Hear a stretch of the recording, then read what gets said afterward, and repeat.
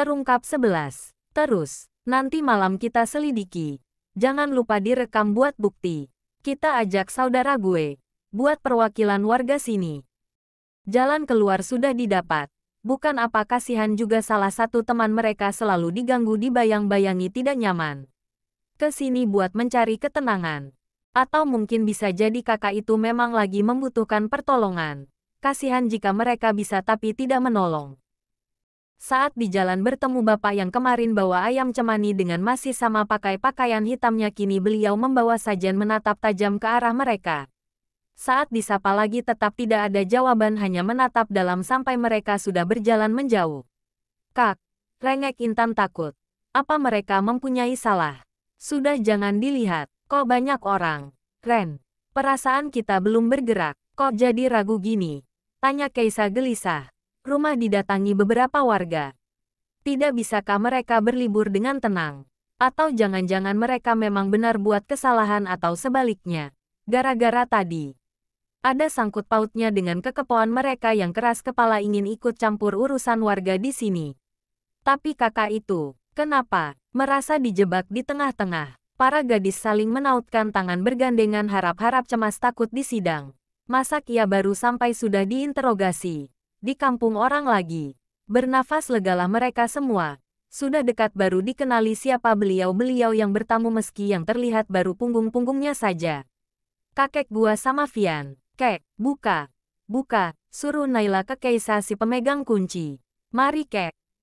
Mata Kaisa meleleh lupa mau bilang apa saat mata keduanya bertemu. Duh, mengangguk tersenyum jadi salting gini kan. Disikut lengan Vika, dikira salah satu teman kuliah perempuannya salah tingkah, malu diraih lengan itu buat pegangan. Bibir tidak hentinya mengulas senyum meski si dia sudah masuk ke dalam rumah, membuat Vika terbengong-bengong. Ini anak kenapa? Sedari tadi mencekal lengan. Ditatap tidak biasa membuat ia sadar ia salah orang, tapi nanggung. Cakep, Kak. Teduh, cocok jadi imam, gak kayak Dita bikin hipertensi. Vika memutar bola mata malas. Dasar anak muda. Dan dia yang lain meradang membuang muka membalikkan badan malas hendak pulang, tapi ditahan justru digeret tubuhnya agar ikut masuk ke dalam rumah oleh temannya si Fakih. Para pria ikut duduk di sofa sedangkan gadis-gadis setelah membuatkan jamuan berdiri tidak terlalu jauh ikut mendengar, penasaran apa yang ingin beliau-beliau sampaikan. Begini Ren, ini kakek kesini menghantar bapak ibu guru yang ingin bertemu dengan kalian. Silahkan. Pak, oh, iya, guru yang tadi.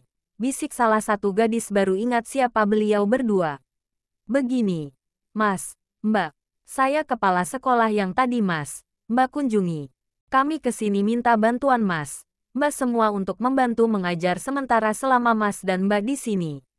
Kalau boleh, dalam seminggu 3 hari saja. Anak-anak sangat antusias saat Mas dan Mbak ajar tadi. Berasa punya ilmu dan suasana baru. Kalau boleh tahu Mas, Mbak ambil jurusan apa ya? Biar saya catat. Narendra kembali menyebutkan bidang yang mulai mereka kuasai termasuk Vika dan lagi. Berhubung guru olahraga kurang, Dita diletakkan bagian mengajar pelajaran tersebut. Anak-anak kemarin suka bermain bisbol dengannya. Dita mengajukan Naila untuk mengajar seni rupa saat 2 mahasiswi akan diletakkan di pelajaran matematika beda sekolahan, tapi yang satu rencana mau diganti pelajaran lain. Wah bagus itu, anak-anak pasti suka ada kelas seni rupa sama literasi. Nanti saya juga ikut mengajar tapi bagian konseling. Injek kan Bu?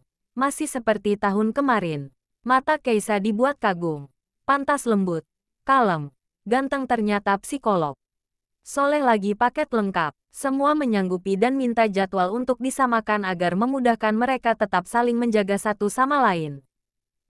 Apalagi harus melewati jembatan gantung yang rusak, belum lagi hutan yang kadang kalau hujan tanah dan berbatuan sebagai pijakan licin.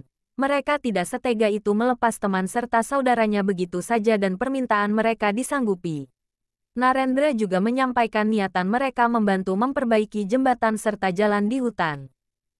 Setidaknya aman untuk dilewati motor dan sepeda baik adik-adik yang ingin berangkat ke sekolah untuk menyingkat waktu maupun supaya memudahkan ibu-ibu berangkat ke pasar yang ada di desa sebelah. Niat baik mereka disambut baik. Kakeknya Narendra dan kepala sekolah yang akan membantu mempertemukan kedua kepala desa untuk membahas ini dan akan disegerakan. Cepat dikerjai lebih baik. Tengah-tengah mereka berbincang membahas semua ada bapak tukang bakso lewat. Narendra sebagai tuan rumah meminta untuk mampir sebentar menjamu tamu-tamu sekalian makan malam. Tidak payah lagi nanti teman kampus wanitanya masak untuk makan malam. Bah, biar saya antar. Dita asteristik tangan Dita tertawa yang mengikuti gaya warga saat mengobrol dengan beliau. Membungkukkan badan dengan jempol mempersilahkan Abah jalan lebih dulu. Halah, kamu mau antar pakai apa? Jalan kaki juga kan? Abah bisa jalan sendiri. Tawa beliau meninggalkan Dita yang menggaruk tengkuk. Benar juga kata beliau. Dita jaga di luar sembari mengemil snake yang tadi dibelinya di sekolahan jajanan anak sekolah. Biar Narendra dan juga Fakih yang menjelaskan semua ke Vian. Ia cukup terima beres. Menggoda gadis yang sedang menyapu teras dengan melemparkan kulit kuaci ke tubuh Keisa tersenyum jahil. Aduh, Dita, gak lihat apa aku lagi menyapu. Jahil banget sih, pamali. Gadis tidak boleh menyapu petang-petang. Gak elok, gak bagus. Sengat Dita lantang kesal. Gitu saja tidak tahu. Terus ini gimana, Dit? Pria menyebalkan itu mengangkat bahu tidak memberitahu meninggalkan ia yang kebingungan sendiri. Memang itu anak ngasih tahunya setengah-setengah. Kan dianya jadi bingung sendiri. Si Malakama sesekali mengintip keluar sembari mendengar ketiganya merembukkan misi nanti malam. Terlihat dari balik kaca Keisa masih bingung sendiri mau diapakan ini sampah menggaruk kecil rambut yang tertutup kerudung instan bingung. Dita tertawa geli melihat tingkah konyol teman kampusnya itu. Lama betul mikirnya. Cantik-cantik loading sampai ketiga pria di samping menoleh penasaran lantas ikut mengintip. Ternyata. Parah lu. Ngintipin sepupu gua. Awas lu. Apa sih? Sepupu lu tuh lawak banget. Berdiri sedari tadi megangi sapu. Kurang kerjaan. Mereka sepakat mencari tahu kebenarannya saat tengah malam.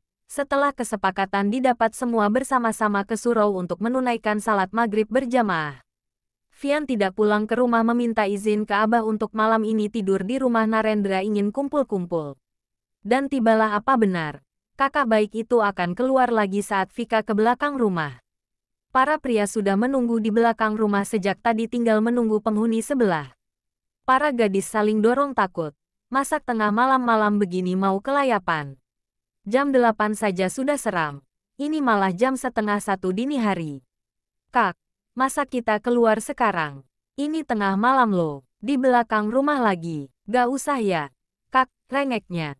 Menggesek-gesekkan lengan bajunya sendiri dengan kedua tangan merinding takut. Ya gak apa-apa. Kalian di rumah saja. Gak mau takut. Kakak juga di sini biar mereka saja yang melihat. Iya. Kita lihat situasi kondisi dulu. Semua gadis menempel di badan Vika seperti ada lem kuat yang merekatkan mereka. Jangan dorong-dorong dong. Numplek kita. Keluh Vika. Badan susah sekali bergerak. Aduh, jangan diinjak. Takut aku. Terpaksa Vika menggeret mereka semua agar bisa berpindah tempat ke tempat para pria yang sudah lama menunggu. Kalian lama banget sih, tegur Narendra. Gak lihat. Aku kayak gini. Lepas kenapa? Sudah sampai ini. Takut. Setelah dibujuk barulah mau melepaskan tangan mereka. Berjanji para laki-laki akan selalu menjaga. Narendra dan Dika menjaga saudaranya sendiri. Vian memastikan Vika baik-baik saja dan yang terakhir Fakih bertugas mengawasi dan memastikan teman yang tersisa baik-baik saja. Dahi Vika mengerut heran. Kenapa kakak baik itu selalu di luar katanya sakit? Ini tengah malam loh. Gak baik untuk kehamilannya.